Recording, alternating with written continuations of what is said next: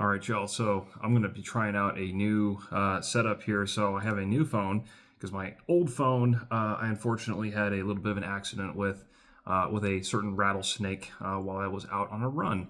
So the little thing was just sitting there right in the road, minding its own business and everything, and I was running and doing my thing, and then I saw the road decided to move a little bit, and then I realized exactly what I was looking at, and it scared me a little bit because I almost stepped on it, so it scared me, and I dropped my phone. So anyway, we have a new phone, new recording setup, everything like that. So hopefully this turns out a little bit better quality than all my previous stuff that I've done, because I've literally been using the same phone camera all the way since the beginning of the channel a couple years ago. So hopefully this is like newer and nicer and everything. So we'll see how it turns out. But anyway, for the topic of this video, I wanted to talk about a Tokarev pistol. So I realize I've actually had this one for just a little while, and I've never borrowed it on the channel, so I figured I'd talk about it.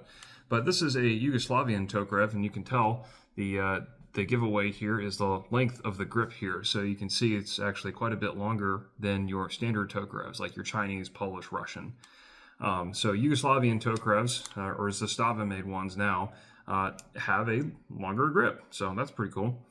This one actually is a military surplus one as well, because it has all the military acceptance marks and serial numbers, and it also has the lanyard loop here on the bottom of the magazine. So interestingly enough, Zastava still actually makes Tokarev pistols to this day in various configurations and formats. You know, still chambered in Tokarev, some are chambered in 9mm, and so on and so forth. So you can actually get a brand new Tokarev to this day, which I think is pretty cool, and kind of speaks to the legacy of a Tokarev pistol being one of the most duty pistols ever. So, but yeah, so what to say about Tokarev pistols? They've been around since, like, what, World War II? You know, originally invented by the Russians, and it intended to be a duty sidearm, and it absolutely is. So you could probably, in fact, there is a large amount of literature on all the different variations of Tokarevs out there, and also, too, all of the different safety features, quote unquote, that come with these pistols as they are imported into the United States. So, in order to be importable, because United States import laws are goofy and stupid, they had to have a safety put on the guns. So, Tokarev safeties vary wildly. The ones I have seen, I have seen ones that have been mounted to the slide here. I've seen ones that have been mounted to the frame, much like mine here. I've seen trigger dinguses safeties as well. Yeah, so they come in all ways, shapes, and forms, and they are honestly an afterthought. So the reliability, quality of the modifications necessary to introduce a safety system to a Tokarev pistol will also vary immensely. Some will absolutely destroy the trigger pull, the niceness of the trigger pull. Some don't really affect it all that much. Some are so superfluous as to be questionable whether or not I'd even carry that kind of thing in that kind of condition. But hey, you know, that's the lot that we have to deal with, at least here in the States. So how was this thing, I guess, intended to be carried? So it's a single action only pistol. And another feature of Tokarevs, of course, is that the hammer is like way the heck up here. You don't normally see this on a lot of pistols with a hammer being up like that when it is decocked. So it does have a half-cock safety where it rests just a little bit out there, which I guess you could do that. And I guess if you're going to carry one in the chamber, then you would carry it on half-cock. So when you go for the draw, you'd have to manually cock it and then go for the shot. I guess you could do that. But this particular Tokarev, because it has this frame safety here, it carries a little bit like a 1911, which the Tokarev takes a lot of inspiration from a 1911, but we'll get into that. You could carry it cocked and locked like this.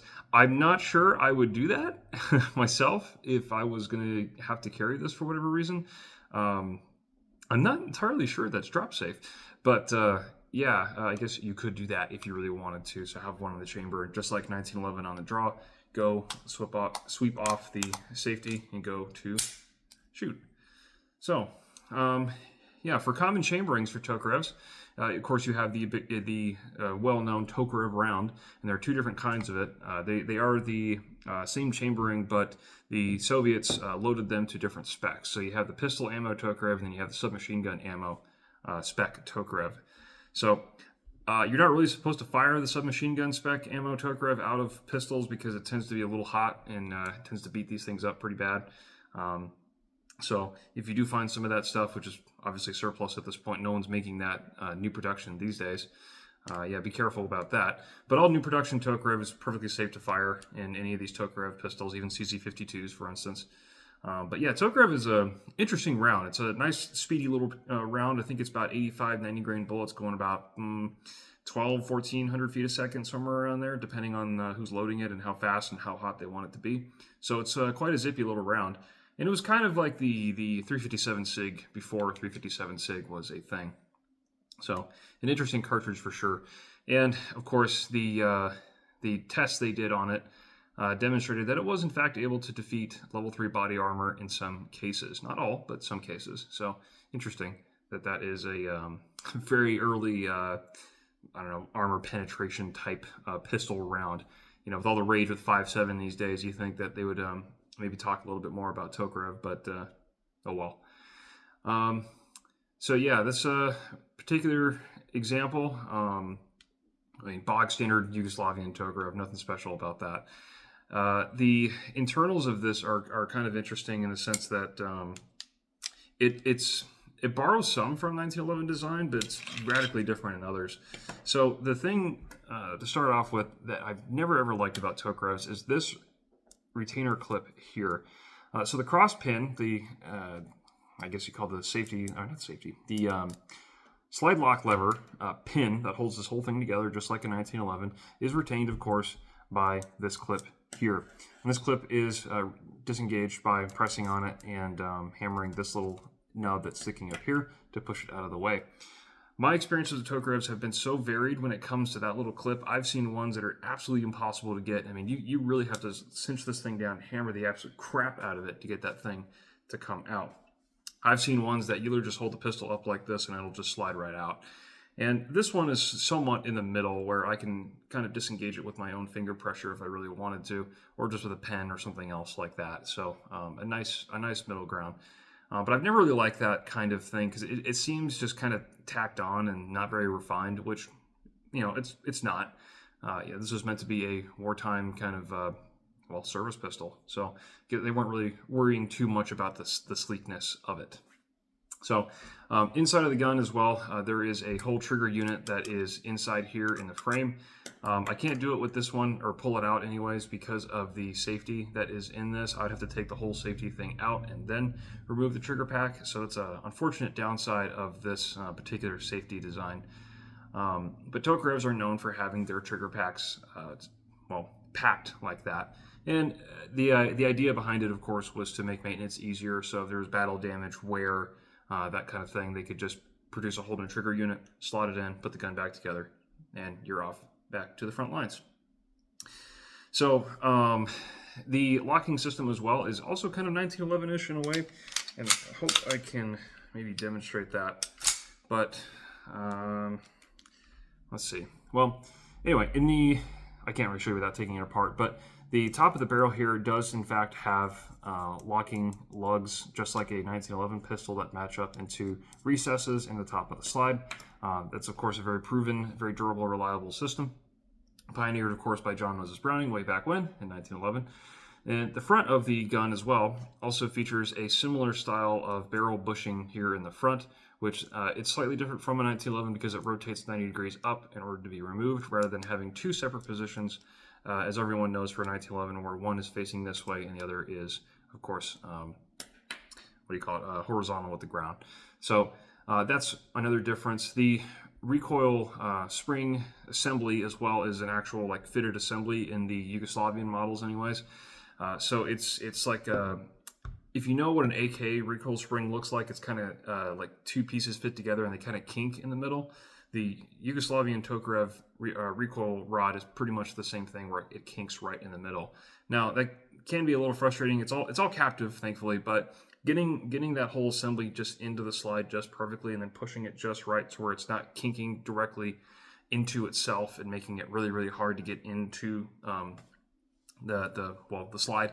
I always hated that part, but once you do get it in there, it fits, of course, up against the camming lug, I guess, on the barrel. So kind of reminiscent of a 1911 in some ways, but of course different technically in others.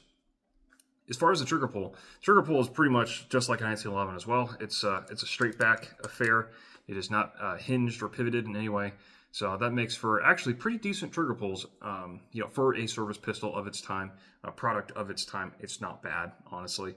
I've seen, well, just like all other variations with Tokarevs, your mileage may vary on triggers. I've seen some Tokarev triggers that are you just have to really, really squeeze on that thing to get it. And I've seen others that you just so much as breathe on it wrong and it'll go off. Now, whether it's because of somebody, fooled with it, was messing with it, stoned a little bit too much, either into the mechanism or otherwise, right? Everything in between. These pistols have been around and they've been there and done that. And considering how cheap they've been for such a long time, it doesn't surprise me that people would modify and tinker and mess around with them. So, but this one here is perfectly reasonable trigger pull. It's not too heavy. It's not too light. Perfectly serviceable. Nothing wrong with it. I would say I've never encountered a Tokarev trigger that I really liked as much as a 1911. So there's that for you.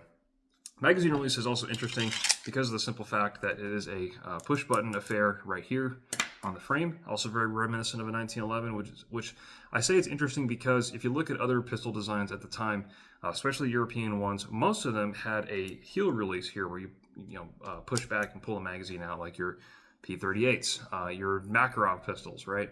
I guess one exception would be like Luger pistols or high powers at the time. Those had the push button releases as well, but this is somewhat unusual for the time. So interesting aspect there. So in a lot of ways, Tokarevs honestly feel like a conventional pistol, and I think that's a good thing because it's just very kind of familiar for anyone that's used to like a 1911 platform. So the another thing I never really liked though about Tokarevs is the grips. So this black smooth plastic here is kind of dinky. Honestly, I've never liked the black plastic grips on these, and the way they attach to the frame is also really interesting. I haven't seen any other pistol do this. So obviously you can see there's no screws anywhere. So you might think to yourself, how does this attach to the frame?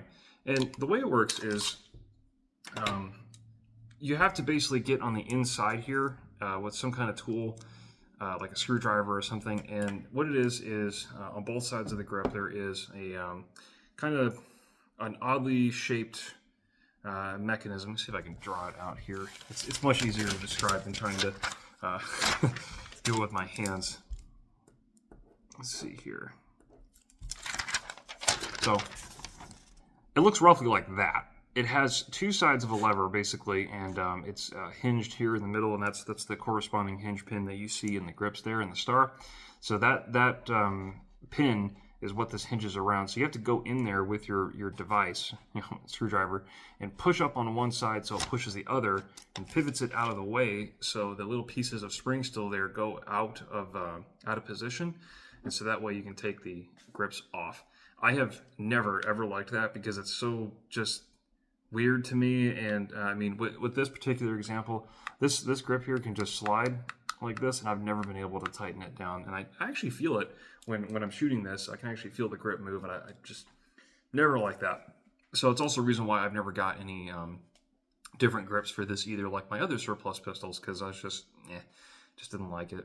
Then of course for grip controllability as well, perfectly smooth on the back and perfectly smooth here on the front. So this thing tends to wiggle all kinds of way around, and you can imagine, like, if you're in a firefight, you're sweating, I don't know, you got some kind of stuff on you, blood or whatever, this thing is going to get real slippery real fast. So not the best, honestly. For shootability though, recoil is actually not bad at all. It feels like a 9mm service pistol, honestly. It's really not that bad, especially for the nice fireball that you can get out of some Tokarev ammunition, especially for how fast this thing is going too. It's Tokarev is satisfying to shoot, I will say that. Nice fireballs, nice booms, nice sound, nice recoil. Feels like you're shooting a real pistol. Not bad at all. And as far as Tokarev chambered pistols go, actual Tokarev pistols are miles and away way more fun to shoot than a CZ52 pistol. I did not really enjoy my 52 pistol shooting all that much, frankly. When I got my hands on a Tokarev pistol, an actual Tokarev pistol, I was like, dude, this is night and day difference. I have almost no reason to shoot a 52 when I have a True Blue Tokarev to shoot. Reliability was also better on the Tokarev pistol than it was with the 52. The 52, I would have jams occasionally, usually on like the last 2 rounds of a magazine. Tokarev, I can't remember the last time I had a jam with this one, to be honest, and that's with both surplus ammo and new production commercial ammo as well. So if you're going to be shooting Tokarev chamber ammunition, I think out of the Tokarev pistol is the way to go, and probably the way it was meant to be. So yeah. So as far as the control, though, like I said, this thing moves around a lot. It's not like a super strong, painful recoil or anything like that. I mean, it's not going to like hurt your hand or anything, but it's just not incredibly pleasant when it comes to trying to really hammer down and try to shoot fast or anything. Like if you're trying to adopt modern shooting practices with your Tokarev pistol, I don't think it's going to work out all that well for you, which is really not what it was designed for. So can you blame it? Accuracy. So this being a duty pistol, of course, accuracy was not exactly their top priority, but I've actually gotten some pretty decent accuracy out of this. I'd say the best groups I'd get at 25 yards is probably around 2.5 inches, 3 inches standing. Of course, even with these sights, but on average, I'd probably get around the 4-inch group, especially with surplus ammo, like actual Yugoslavian Tokarev surplus ammo, which I have shot out of this, and get around 4 inches on a good day. So maybe 4.5 to 5 on a bad, but that's certainly minute of man combat accuracy at 25 yards. So, if think of 5-inch circle on someone's chest at 25 yards, you can absolutely do that with this pistol, no problem. It's super easy. With these sights too, it tends to hit very high, of course, as you can see the height difference between the rear sight and the front sight. So it tends to kind of look like this when you're shooting to get a sight picture. So it does shoot very high. And this is not unusual either for Tokarev pistols to have a gigantic rear sight like this. It's just how they made them, I guess. I guess the more in vogue shooting technique for Europeans is, of course, a 6 o'clock hold, or maybe even a belt buckle hold for certain rifles. I don't really know if they adopted the belt buckle hold for pistols too, but that seems a little ridiculous to aim that low at somebody. Maybe it's more like a stomach or a gut hold, but regardless, this pistol shoots very high, like most Tokarevs do. This particular example, though, has been beat up just a little bit. It's certainly been there and done that because the front sight, unfortunately, I can't really drift all that much for fear that it might slip out of its dovetail, and then I'll have to peen it or like glue it in place, which I really don't want to do. But if you look at the rear sight here, get the hammer out of the way. That's another thing too. The hammer blocks the rear sight almost. As you can see, just how far over that rear sight is in order to get it centered. So even though it looks like the sight is really, really pushed over, that's actually zeroed for 25, just like that. So this thing has been banged around quite a bit, and I really wish I could get that fixed, but there's not really much I can do, honestly, because like I said, that front sight is just boogered up pretty good. So not unusual for, surplus pistol, especially a military surplus pistol of this nature. You'll tend to see things like that. But I just thought, when I was working on this at the range and I finally got it zeroed, I was like, wow, that rear sight is way the heck over there. So it looks a little weird when I'm looking down the sight picture. It almost feels like I'm holding the pistol wrong, but no, that's zeroed. So a thing with that too, if you're trying to get your sight picture and you realize your gun is not cocked, you're definitely going to notice that in your sight picture. So a little interesting manual of arms reminder of the Tokarevs. So, overall, honestly, this thing was actually quite pleasant to shoot. I could definitely see why this was a successful service sidearm. The lack of safeties of any kind is a bit unusual for a service sidearm because obviously, of course, most militaries, pretty much every military, does not trust their average Joe trooper, GI trooper to not shoot himself or others accidentally or otherwise if they're fooling around. So it's interesting that the only safety they have on there is a half cock, which is dubiously useful on a single action only pistol. So especially if they train them not to carry with a round in the chamber. So to me, it seems a little slow that if you didn't carry a round in the chamber, that you have to draw, pull back on this, which is kind of difficult actually on the half cock. Pull that back and then shoot. That seems a little slow to me. And of course, if you were carrying one in the chamber, absolutely do not carry it with the hammer all the way down because these are absolutely not drop safe. So Anyway, it's interesting too that this manual safety as well can operate at any position. Really, it's just it's a bit unusual, but anyway, that's just your lot with this particular example. So. Yeah, as far as like military surplus and surplus pistols go, Tokarevs are awesome because they are still relatively cheap. They shoot a pretty powerful cartridge. They're nice and boomy. They have a certain amount of history behind them, of course. They're very easy to maintain. Parts are all over the freaking place. Magazines, whatever you want, kit associated with Tokarevs, it's plentiful. It's everywhere. I mean, heck, the simple fact that Zastava is still making these things today should tell you something about the marketability and popularity, usefulness of a Tokarev pistol. So this particular example too, I actually kind of like the bluing. It's kind of pretty in its own way. So even though this thing has absolutely been there and done that, and there's a lot of places on here, especially the grip where the bluing is just completely gone, it's still a nice pistol. So yeah, Tokarevs really to me feel like like I said earlier, one of the most duty pistols ever. So yeah, but it's very easy to see why this kind of thing was popular for the Soviet armies and, of course, the USSR countries and allies at the time. Why they would make copies of this. Yeah, it just works. It's reliable. It's got a decent cartridge. It's got plenty of capacity. I mean, the Yugoslavian Zastava ones. This is a 9-round magazine, so 9+1. You got 10 rounds of 7.62 Tokarev ammunition in your pistol. Hey, that's not bad. So certainly better, I think, than the shorter grip models. So the shorter grip models of Tokarevs, honestly, I felt like they were a little short in the grip. Like even me trying to get a full grip here, there's plenty of space here, but the regular Tokarevs are just too short for my whole hand here. So the Yugoslavian Zastava ones absolutely fit me a little bit better, but I'm sure I'm not the only one that thinks that. So, but yeah, functionally, there really isn't any difference between the quote-unquote standard Tokarevs and the Yugoslavian Zastava versions. Unfortunately, though, it kind of sucks that you cannot use the shorter standard Tokarev magazines in the Yugoslavians, but you can use the Yugoslavian Zastava magazines in the other Tokarevs. So if you want a Stendo mag for your standard Tokarev, then you can go with a Yugoslavian magazine. So it'll stick out the bottom, of course, but hey, that is the nature of the beast. So yeah, just figured I'd bring this Tokarev to you guys and just show it to you. I still prefer, of course, the Yugoslavian ones over the standard patterns, but I know that there's a lot of Tokarev purists out there that much prefer the standard models, if you will.